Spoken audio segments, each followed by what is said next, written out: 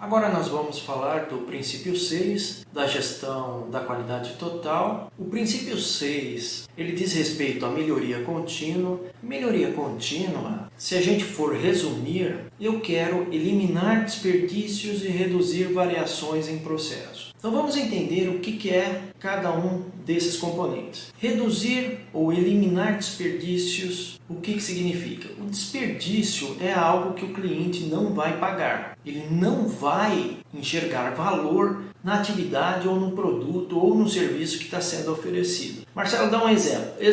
É um exemplo que a gente usa bastante em treinamento. Eu vou comprar shampoo para mim. Vou lá no supermercado. O que importa nesse shampoo? Importa, no meu caso, como cliente, duas coisas só. É o preço e a qualidade dele. Marcelo, você está querendo falar que aspectos como o estoque que o supermercado tem, o tanto de funcionário que ele tem para manter o estoque, a movimentação que esse produto sofre no estoque e todas as atividades que tem até chegar na prateleira, você não enxerga valor nisso? Exatamente isso. Para mim, isso é perda de tempo. Para mim, isso não tem valor nenhum. Porque como cliente eu enxergo só duas coisas importantes.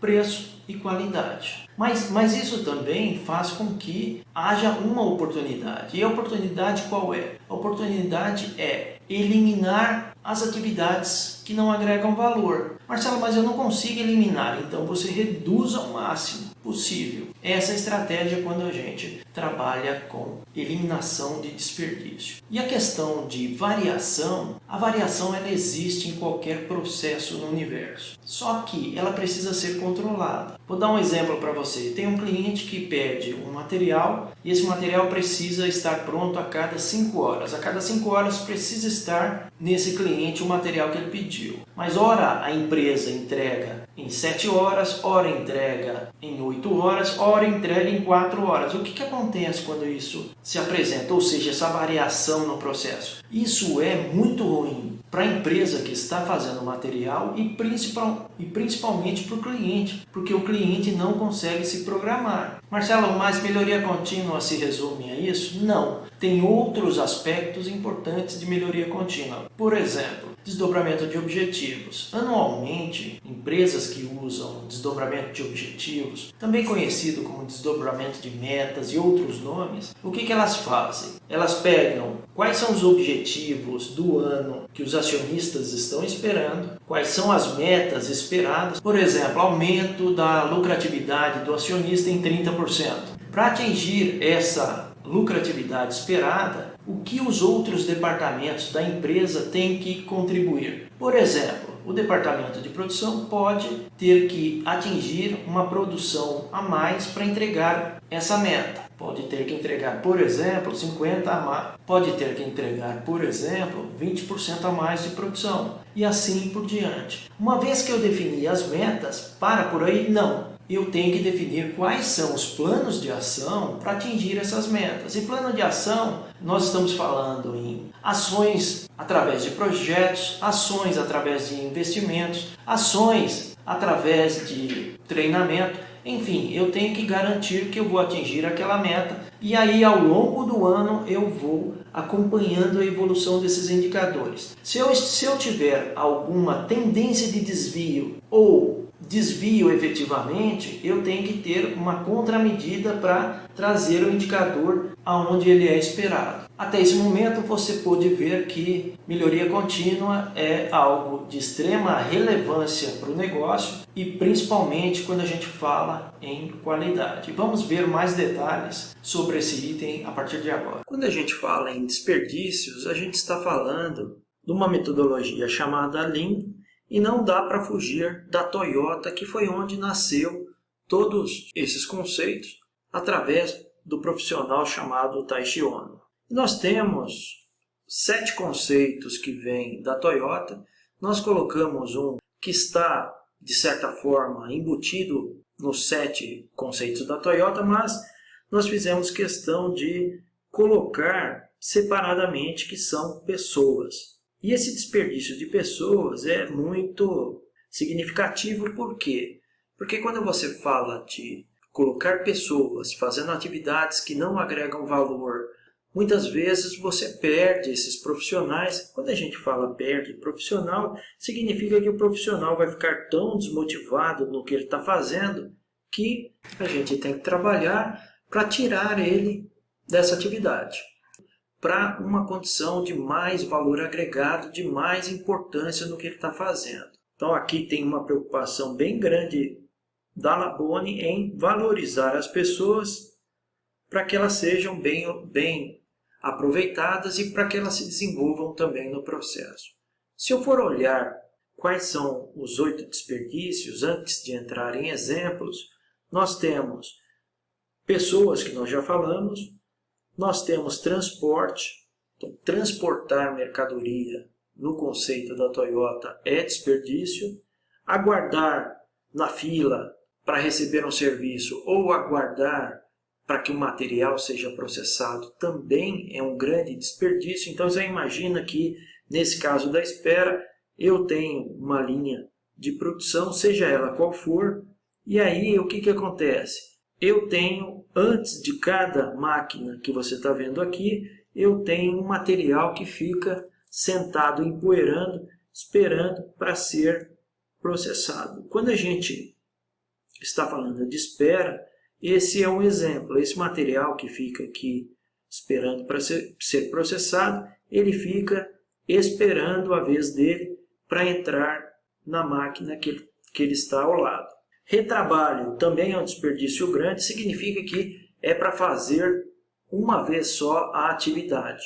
E aqui é um comentário que a gente faz frequentemente, visitando clientes. Nós temos clientes que têm uma área na fabricação deles, normalmente é uma área bem grande que a gente vê, que é uma área para retrabalho.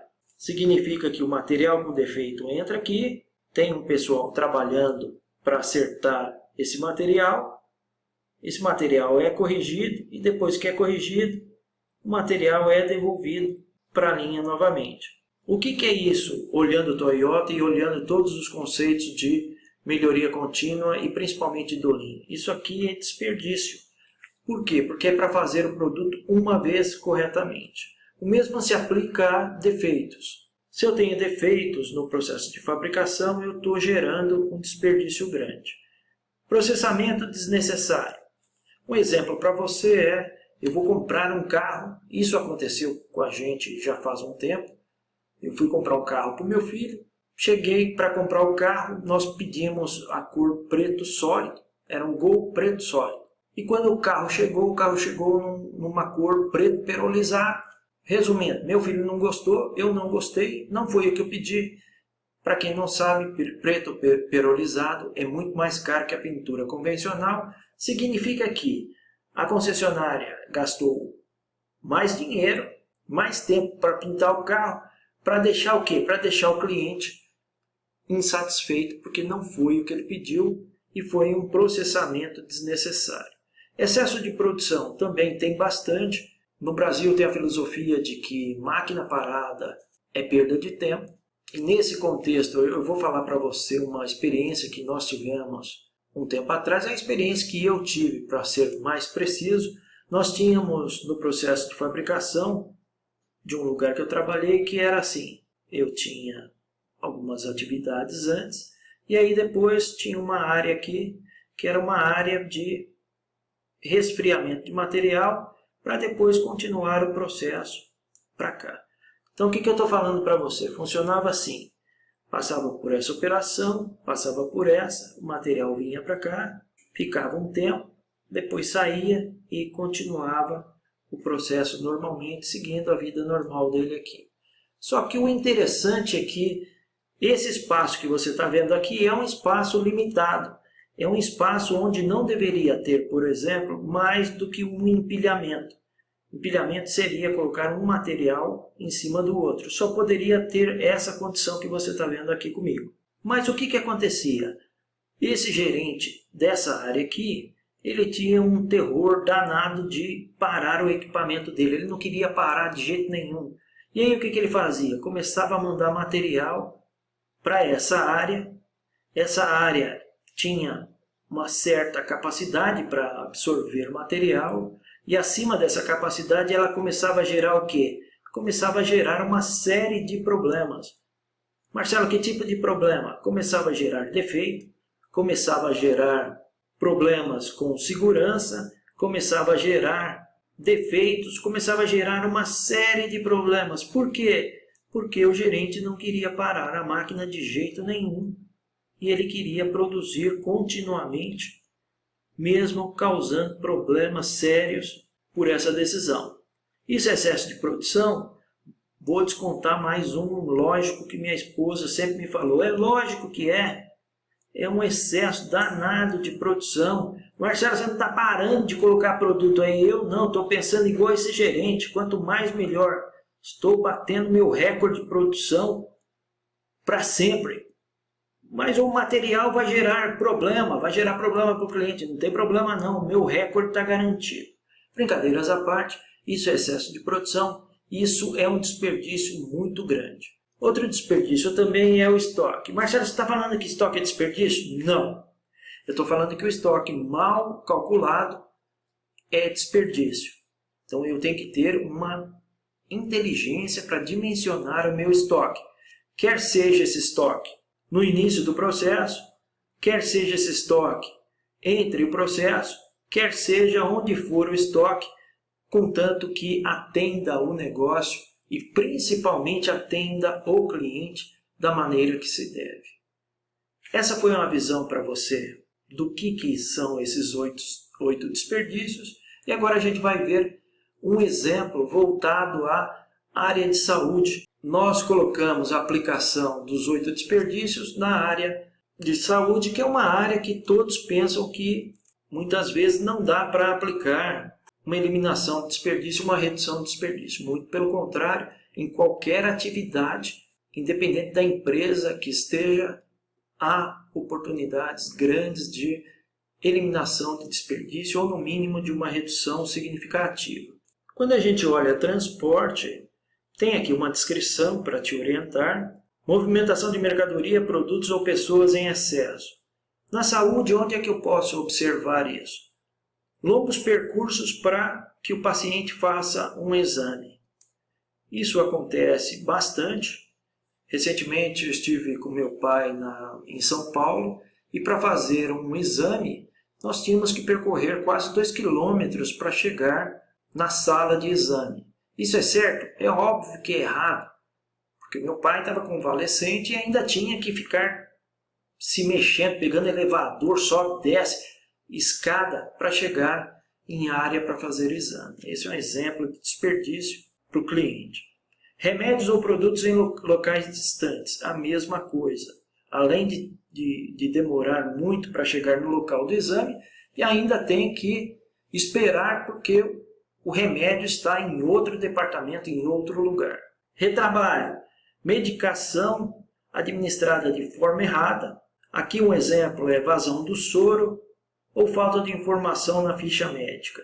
Então o que a gente está falando aqui para você? A enfermeira vem, coloca o novo soro, faz o ajuste. Normalmente o soro ou ele está puro ou eles colocam o medicamento. Faz o ajuste para pingar a gota e vai embora. E aí quem está do lado, sofrendo junto com o paciente, olha e vê que a gota não está gotejando. E aí o que faz? O acompanhante sai, vai caçar a enfermeira no hospital gigantesco. Depois de 40 minutos acha a enfermeira, está com vontade de enforcar pede a gentileza para ir lá, ela fala, está errado mesmo, deixa eu acertar aqui. E aí ajusta corretamente para que a gota caia. Isso é retrabalho. Quando eu falo em espera, eu tenho exemplos de paciente aguardando triagem, paciente aguardando em fila para exame, paciente aguardando médico. Isso tudo é um desperdício enorme. Então quem já teve a oportunidade ímpar de ir no médico, e o médico fala assim, é consulta agendada, marca para as 9 horas. E é particular, tá bom? Particular, agendado para 9 horas. E aí, mineiro chega às 8h30, né? Porque mineiro não vai perder de jeito nenhum o horário. Chega lá, 8h30, aí estamos esperando lá. Chega às 9 horas, ninguém chama quem chama a gente. 9h15 ninguém chama. 9h20 o sangue ferve. Eu tenho que ir lá para brigar, porque é um absurdo num país desse a gente tem que ficar meia hora, 1 hora, 2 horas esperando para que você seja atendido em hora marcada e pagando particularmente. Se a gente for olhar a oportunidade de melhoria nesse setor de atendimento a paciente, a oportunidade é enorme. Os médicos ainda não entenderam que se eles atenderem com mais velocidade, com mais qualidade, o que vai gerar para eles? Vai gerar mais consultas por dia e vai gerar mais fidelidade. É interessante porque eu converso com bastante médico e a hora que nós explicamos esses conceitos, parece que cai a ficha. Então os médicos, eu não estou falando todos, mas as experiências que a gente tem tido, principalmente na minha família, são experiências muito amargas nesse quesito. Amarga em que sentido? No sentido do desperdício. Você ficar 1 hora e meia para ser atendido numa consulta que é agendada e é particular, em nenhum lugar desse planeta ou desse universo isso deveria acontecer. Mas acontece e a gente está trabalhando forte para reverter essa situação nos casos que a gente tem acesso. Defeitos também são desperdícios, e aqui eu tenho vários na área de saúde. Eu tenho seringa defeituosa, soro com vazamento além do ideal, medicamento aberto, equipamento com defeito. Processamento desnecessário. Fazer muito mais do que é esperado pelo cliente ou necessário para o negócio. Exemplo, coleta de informação. Esse é um outro inferno. Por quê? Porque muitas vezes onde você vai, só falta pedir seu DNA quando você está fazendo aquela fatídica daquela ficha de cadastro. Não tem uma inteligência em quem desenvolve aquilo. Por quê? Porque são informações, primeiro, que ninguém vai usar em tempo algum, são informações redundantes e são informações que tomam algo muito precioso na nossa vida de hoje, que é o tempo. Outro absurdo que a gente já encontrou, e aqui eu falo por experiência própria mesmo, que é bom você entender o seguinte: quando a gente trabalha com melhoria contínua, eu não sou um Master Black Belt que sou um Master Black Belt só quando eu estou aqui na sua frente. Não, isso incorpora na gente, não tem jeito. Então, olha só o absurdo. Você faz um monte de exame, por quê? Porque hoje o médico ele faz trocentos exames, ele não sabe fazer nada sem pedir uns 40, 50 exames. E aí o que acontece? Esse foi o caso que a gente viveu recentemente. O médico pediu muito exame. E aí a gente foi na consulta com ele, chegamos lá, o que o médico ficava fazendo? Primeiro que ele ficava murmurando, parecia que estava em transe, ele falando com ele mesmo. E pior ainda, ele pegava do exame e começava a colocar numa fichinha que ele tinha lá, a fichinha encardida dele lá, que as fichinhas desse tamanho assim de papelão, começava a passar. E esquecia do mundo. Ele ficava lá transferindo o resultado do exame para essa ficha. Nós ficamos lá 1 hora com ele, até eu falar com ele. Falar, não tem sentido o que o senhor está fazendo, né? Nós estamos aqui, eu estou com meu pai, estou com minha mãe aqui, a gente está aguardando. O senhor fica transcrevendo o exame, isso aí o senhor pode fazer depois. Atende só a gente, libera a gente e vamos embora. Isso é melhoria contínua, é trabalhar para atender o cliente. Não para deixar um formulário com a informação, depois aí passa, aí espera para a secretária passar, melhora esse processo e não deixa 2 pessoas idosas esperando até ele transcrever o que ele quer. Pessoas, quando eu falo de pessoas, é não usar o potencial que as pessoas têm. As pessoas têm muito potencial para melhorar o processo e principalmente para sustentar, e a gente vem falando isso ao longo de todos os treinamentos que a gente pode falar isso. Um exemplo é funcionário desmotivado, funcionário amargo, funcionário rezando para Papai do Céu para chegar o final daquele expediente de trabalho que ele não aguenta mais ficar ali. Marcelo, você já viu isso aí? Nossa, mãe! Como eu tenho andado muito nesse mundo da área de saúde, a gente vê isso acontecendo frequentemente. E é uma pena porque as pessoas são importantes em todos os processos e atividades. Excesso de produção. Excesso de produção é interessante na área de saúde. É a questão dos exames. Vai pedir exame de sangue, nossa, dá 15 páginas, 20 páginas. E a gente fica se perguntando, nós não somos médicos, obviamente, mas claramente parece existir um excesso de pedido de exames. Marcelo, com que base que você fala isso? Com base no que aconteceu recentemente com minha mãe. Chegou um momento que nós falamos, não vamos fazer mais exame, não, chega. Ela fez 150 exames. Eu falei, não, para com essa história. Por quê? Porque começou a virar uma atividade só de exame. Exame. Parecia uma caixa sem fundo. E aí nós paramos, falamos, não, tem algo errado, vamos parar e vamos adotar outra linha de procura do que está acontecendo. Marcelo, você está falando isso aí, deve ser esses médicos meia boca, mas não é não.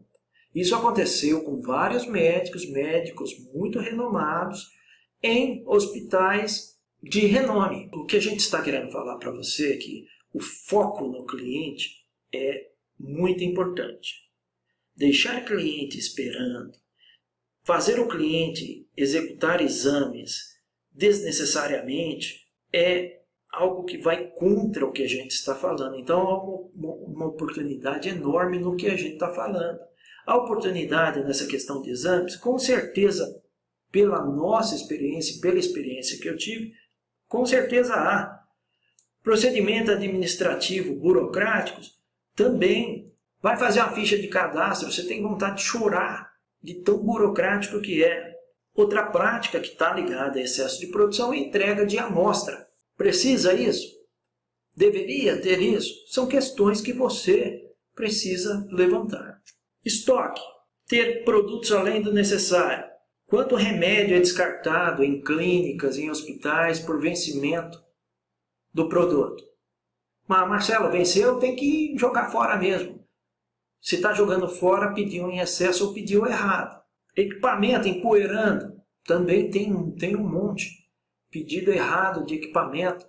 E a gente está cansado de ver isso nas notícias que tem Brasil afora. Isso é desperdício puro desperdício. Então nós vimos a aplicação dos 8 desperdícios na área de saúde e o que eu vou fazer com você agora é fazer o VSM de uma clínica, essa clínica que meus pais tiveram a oportunidade de visitar, era uma consulta paga e muito cara e agendada. Então veja bem como é que funcionava o processo lá.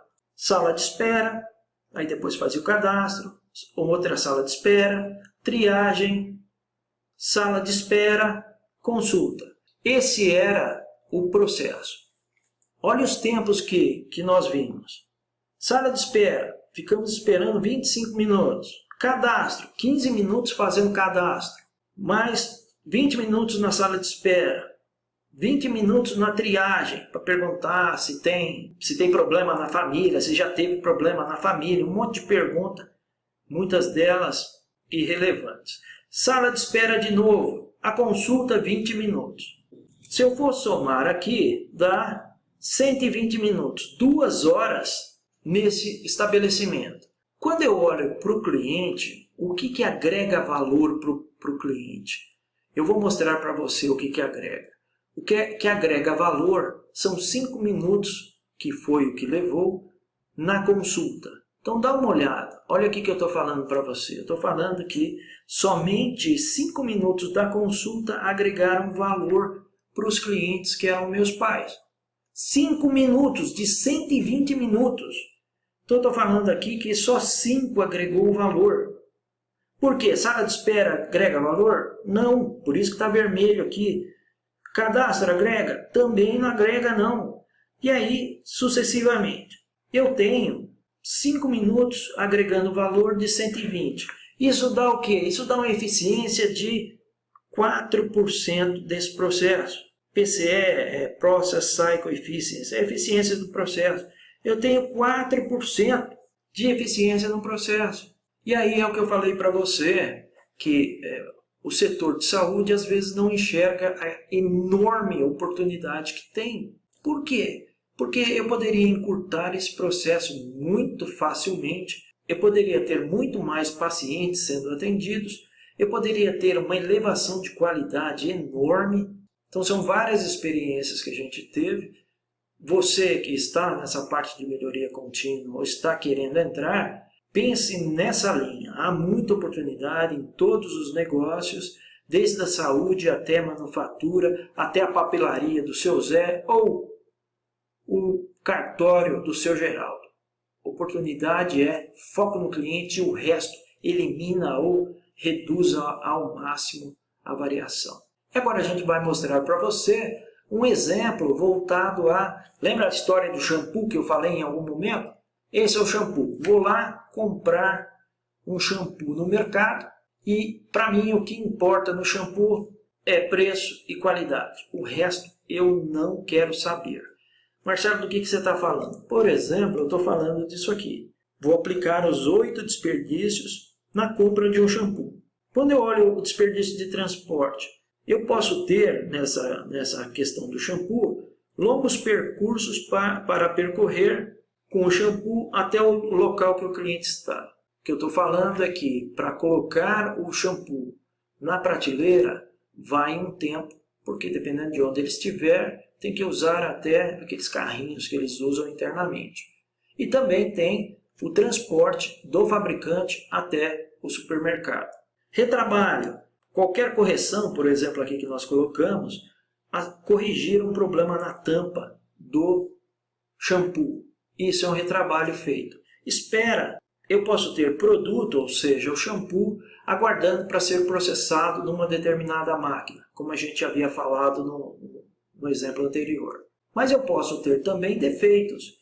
Eu posso ter defeito na tampa, no corpo, posso ter rachaduras, posso ter problema na etiqueta mesmo do shampoo. Enfim, eu tenho inúmeros defeitos que, se ocorrerem, eu tenho que fazer um trabalho. Processamento desnecessário. Aqui a gente brincou um pouquinho com você, mas colocar uma etiqueta no shampoo que brilha no escuro. Ou fazer o corpo do shampoo inquebrável. Ou melhor ainda, fazer uma etiqueta que resista a 1500 graus centígrados. Seria bacana. Mas isso importa para o cliente? Não importa para o cliente não quer esse trem. A não ser que seja um piromaníaco, né? Um incendiário compulsivo.